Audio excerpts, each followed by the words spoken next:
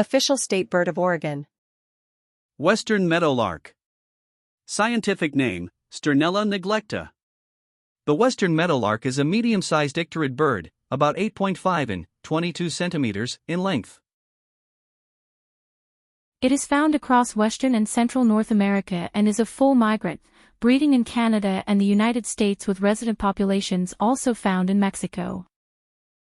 It feeds on bugs and seeds. The western meadowlark has distinctive calls described as watery or flute-like, which distinguish it from the closely related eastern meadowlark. The western meadowlark was chosen as the state bird of Oregon in 1927 by the state's schoolchildren in a poll sponsored by the Oregon Audubon Society. The western meadowlark was formally described in 1844 by the American ornithologist John James Audubon.